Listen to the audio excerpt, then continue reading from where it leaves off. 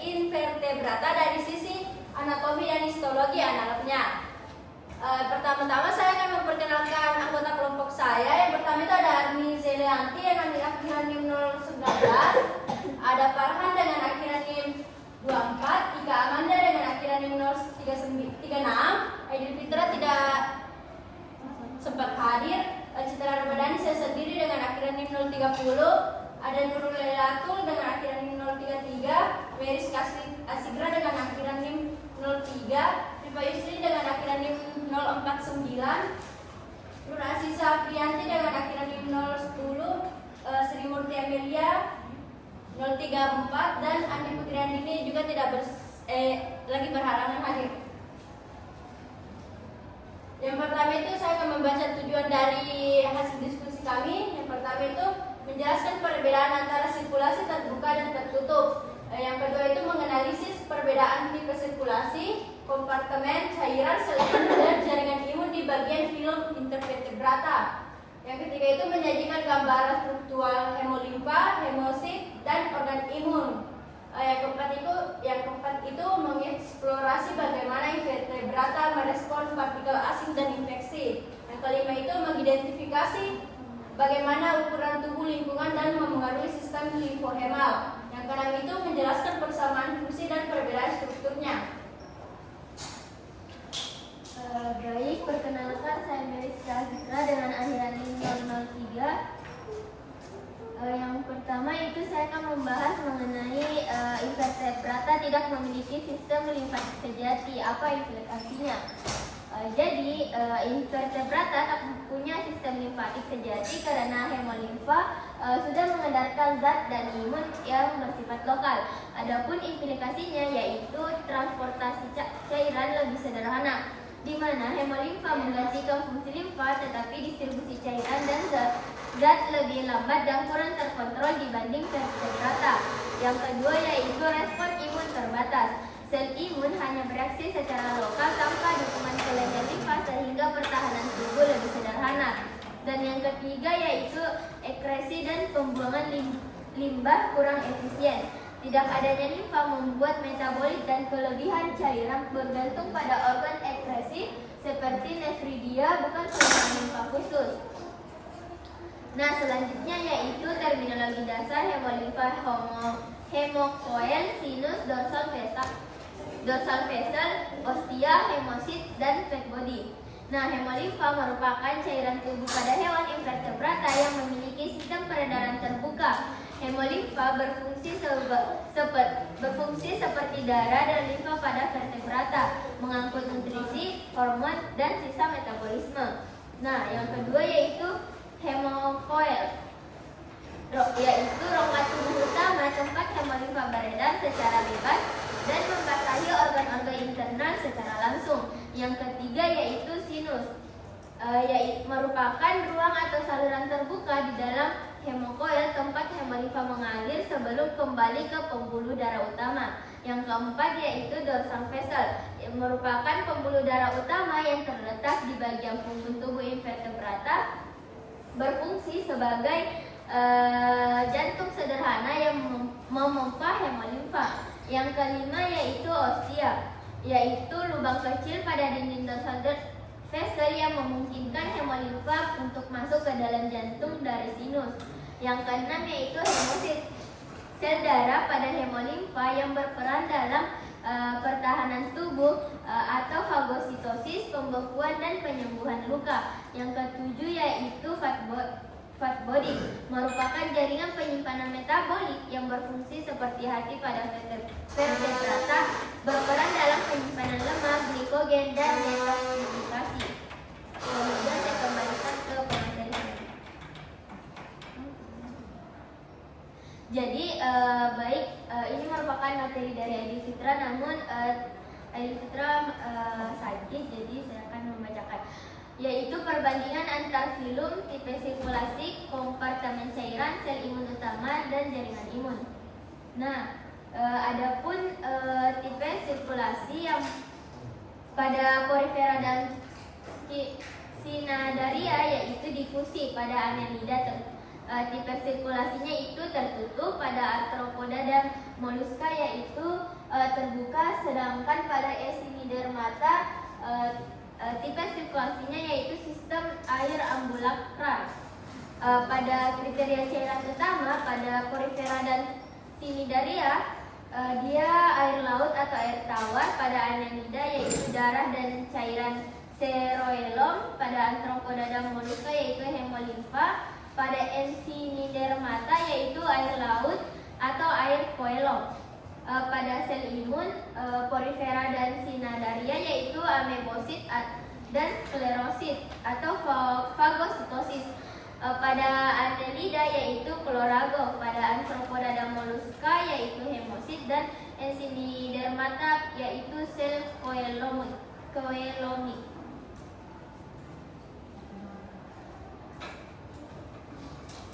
Baik, sebelumnya perkenalkan nama saya Nur Laila Purnida dengan akhiran NIM 033. Nah, di sini saya akan membacakan materi tentang sirkulasi Annelida. Yang pertama itu sistem sirkulasinya dia itu tertutup, di mana darah itu berada dalam pembuluh yang jelas, tidak bebas di rongga tubuh.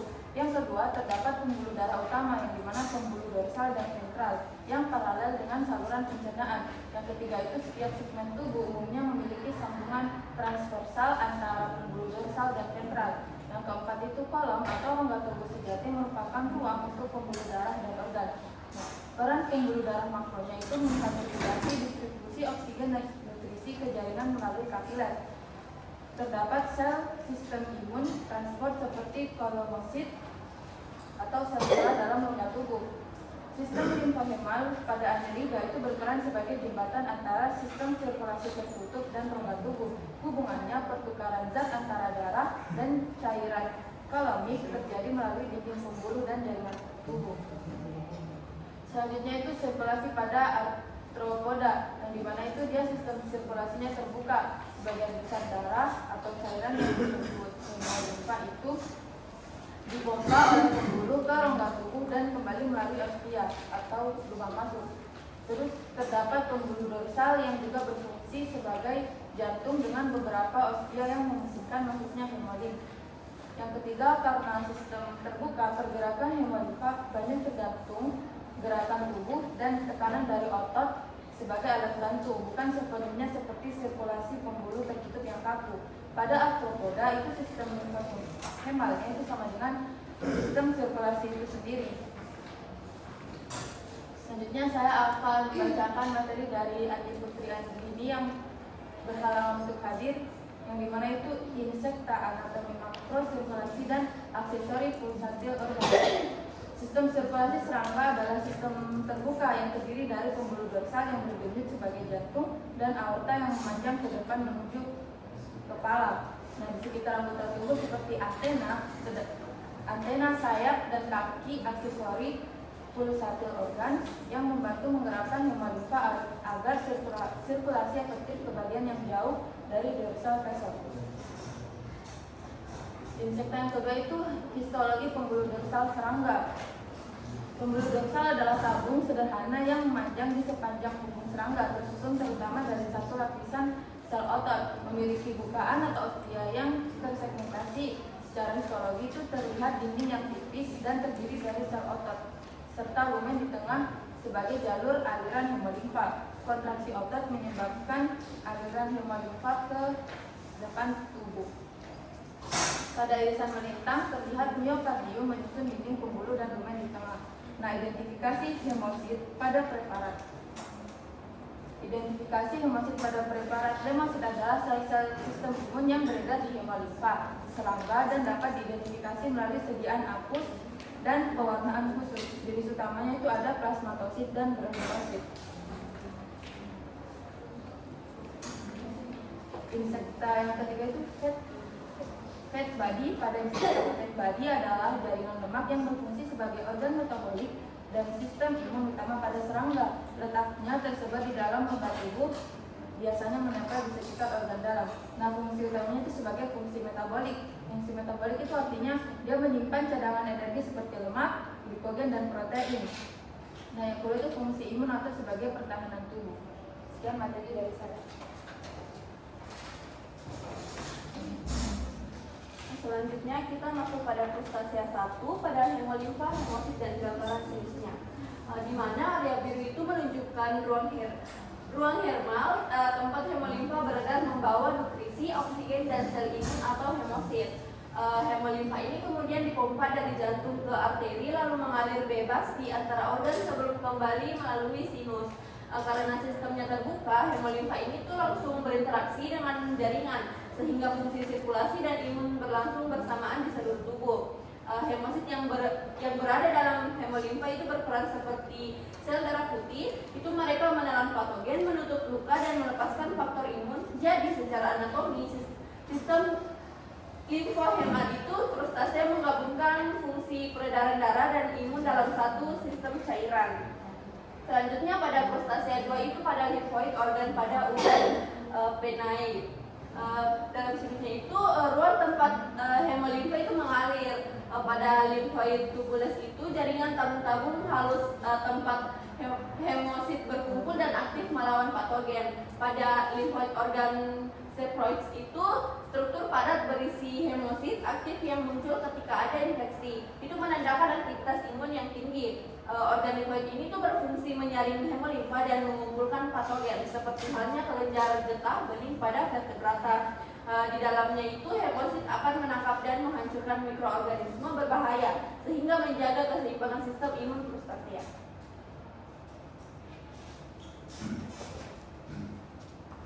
Baik, perkenalkan nama saya Kamanda dengan akhiran NIM 36.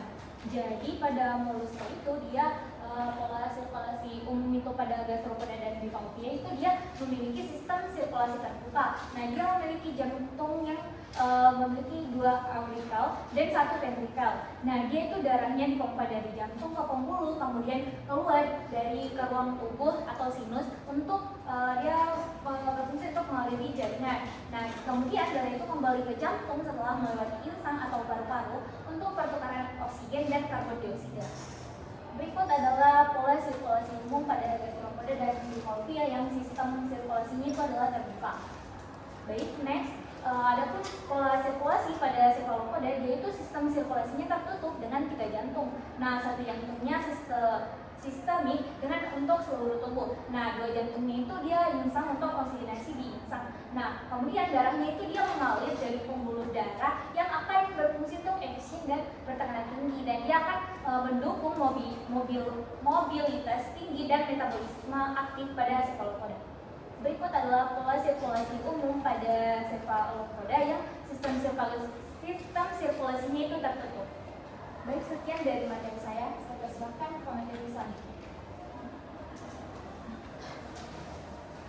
Baik, terima kasih. Kita lanjut ke materi echinodermata atau cairan zoologi dan sistem kanal air. Di mana echinodermata contohnya itu seperti bintang laut dan bulu babi. Ia memiliki cairan malik di rongga tubuhnya yang berfungsi sebagai medium transportasi zat sisa dan nutrisi serta bagian dari sistem kekebalan tubuh.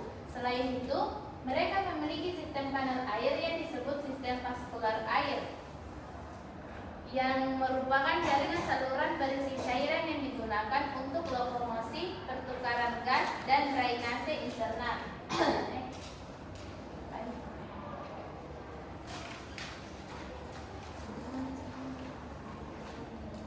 Baik, selanjutnya itu ada komponen anatomi cairan perfil, di mana teman-teman bisa lihat sendiri tabelnya. Pada tabel tersebut itu menunjukkan perbandingan sistem imun dan mekanisme filtrasi partikel pada berbagai film hewan dari porifera hingga chordata.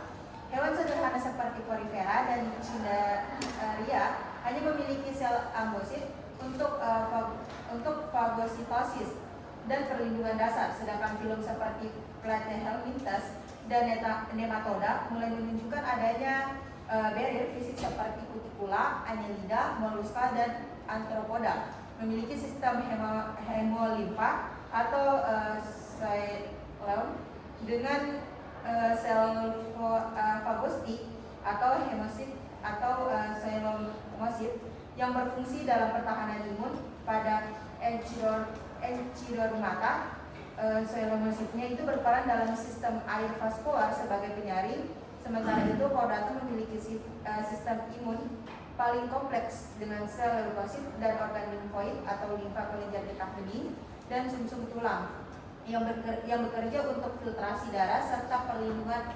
terhadap patogen.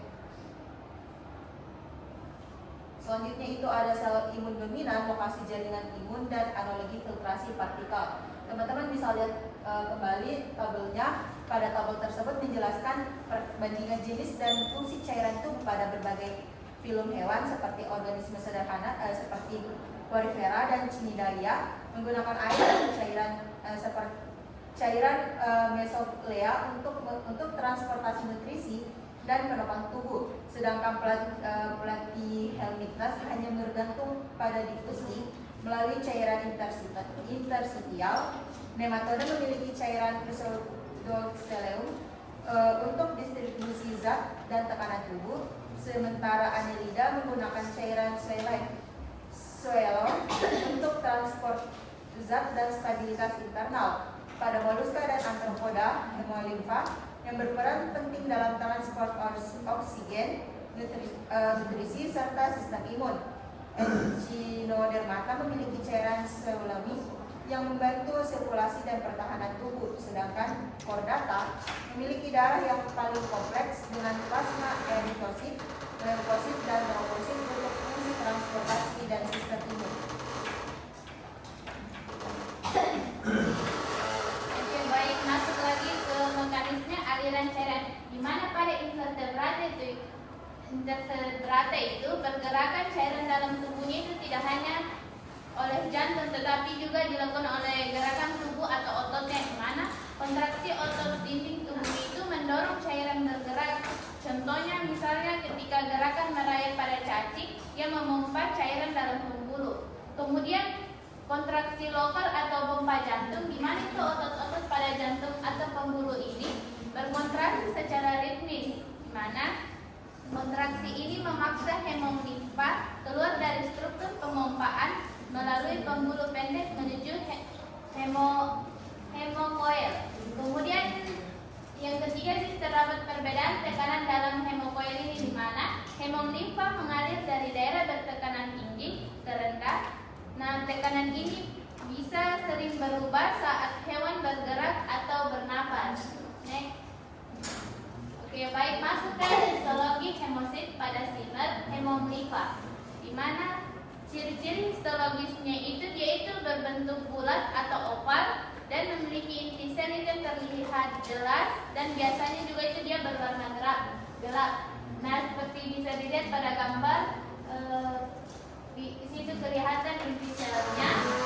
Kemudian di situ ada jenis hemosit yang bisa ditemukan, di mana yang pertama itu ada halinosis, di mana sel tipe paling sederhana sedikit lumiran yang berfungsi dalam pembersihan. Kemudian ada tipe granulosis, di mana itu dia banyak butiran aktif dalam fagositosis dan respon imun.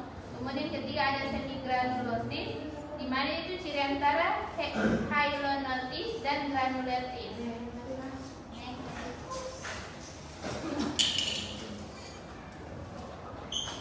Baik, ada studi kasusnya itu yang berjudul respon nodulasi terhadap partikel pada serangga. Contohnya itu pada model larva Glarinia melonella yang berlaku itu sistem imun serangga tidak memiliki antibodi sehingga mengandalkan respon seluler dan humoral. Salah satu respon utamanya itu adalah nodulasi, yaitu penggumpalan hemosit untuk menangkap banyak partikel atau patogen dalam hemolimfa. Dapat dipicu oleh bakteri, jamur, dan partikel lain seperti mikroplastik, plastik, dan nanopartikel. Desain percobaannya itu tujuannya untuk mengamati efek ukuran dan dosis partikel terhadap pembentukan nodul. Metodenya itu larva Galleria melonella itu diinjeksi, terus dikontrol, dan partikel politrinea itu satu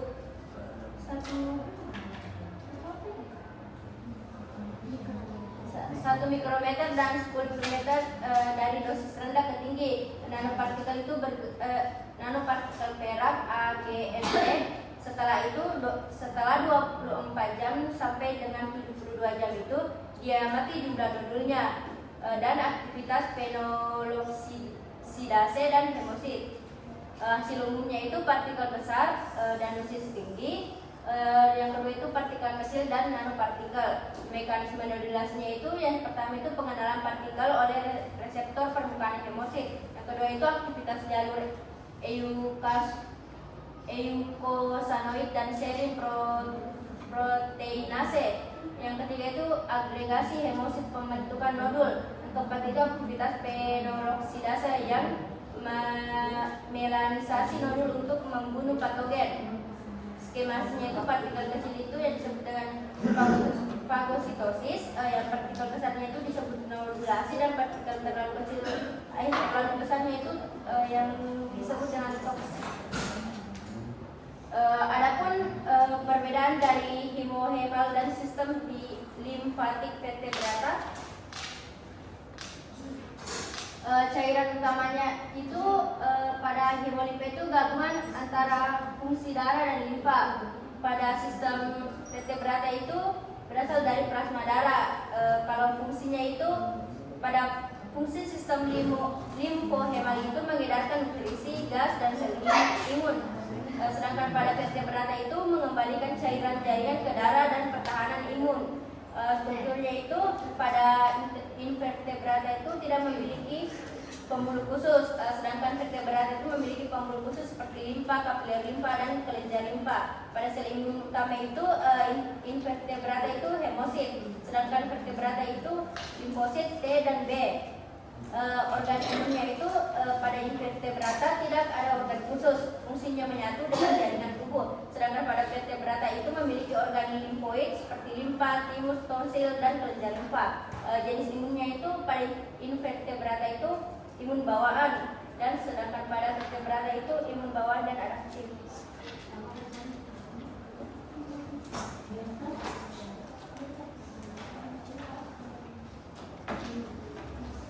Selanjutnya itu kasus 2 itu respon infeksi bakteri pada udang panit dan perubahan udang limfoid. Saat udang panit atau seperti udang pemain dan terinfeksi bakteri, dan kekebalannya langsung bereaksi. Organ limfoid yang berfungsi seperti pusat pertahanan tubuh mengalami perubahan. Respon utama yaitu sel-sel imun menjadi meningkat untuk melawan bakteri. Kemudian perubahan organ limfoid, organ menjadi membuka, terjadi kerusakan jaringan, dan muncul penumpukan sel darah putih. Akibatnya fungsi pertahanan menurun, udang menjadi lemah, dan pertumbuhan terganggu, dan bisa juga menyebabkan kematian jika infeksinya berat. Secara singkat itu, infeksi bakteri menyebabkan stres imun dan perubahan yang mempengaruhi kesehatan dan kelangsungan hidup. Baik, perkenalkan nama saya Farhan dengan akhiran NIM 024. Baik, kita masuk ke implikasi ekologis, yang dimana ukuran tubuh sistem limfohemal pada invertebrata kecil seperti Nematoda lebih sederhana daripada invertebrata besar seperti Arthropoda. Yang kedua itu metabolisme. Sistem limfohemal pada invertebrata dengan metabolisme tinggi seperti Cephalopoda lebih kompleks daripada invertebrata dengan metabolisme rendah seperti Bivalvia. Yang ketiga itu media hidup. Sistem limfohemal pada invertebrata laut seperti Echinodermata berbeda dengan pada invertebrata darat seperti Arthropoda. Baik, adapun perbandingan sistem limfohemal pada invertebrata pada filmnya itu pada Nematoda, anatominya itu sistem limfohemal sederhana, tidak ada jantung. Pada histologi, sel-sel limfohemal tidak berdiferensiasi. Pada implikasi ekologisnya, ukuran tubuh kecil, metabolisme rendah, hidup di tanah atau di air. Yang kedua itu filum Annelida, anatominya itu sistem limfohemal dengan jantung, pembuluh darah, dorsal, dan ventral. Pada histologi, sel-sel limfohemal berdiferensiasi menjadi sel darah dan sel jaringan. Pada implikasi ekologis, yaitu ukuran tubuh sedang, metabolisme sedang, hidup di tanah atau di air. Yang ketiga itu filum antropoda. Pada sistem anatominya itu sistem limfohemal dengan jantung, pembuluh darah, dorsal dan ventral, dan hemolimfa. Pada histologi yaitu sel-sel limfohemalnya berdiferensiasi menjadi sel darah, sel jaringan, dan sel hemolimfa. Pada implikasi ekologisnya itu ukuran tubuh besar, metabolisme tinggi, hidup di darat atau di air. Yang keempat itu ada filum moluska. Sistem anatominya itu sistem limfohemal dengan jantung, pembuluh darah, dorsal dan ventral, dan hemolimfa. Adapun pada histologi yaitu sel-sel limfohemalnya itu berdiferensiasi menjadi sel darah, sel jaringan, dan sel limfa. Pada implikasi ekologisnya itu ukuran tubuh besar, metabolisme tinggi, hanya hidup di air. Yang kelima itu ada Echinodermata. Pada sistem anatominya itu sistem limfohemal dengan jantung, pembuluh darah, dorsal dan ventral, dan hemolimfa. Yang pada histologi itu sel-sel limfohemalnya berdiferensiasi menjadi sel darah, sel jaringan, dan sel hemolimfa. Pada implikasi ekologisnya itu ukuran tubuh besar, metabolisme tinggi, hidup di air.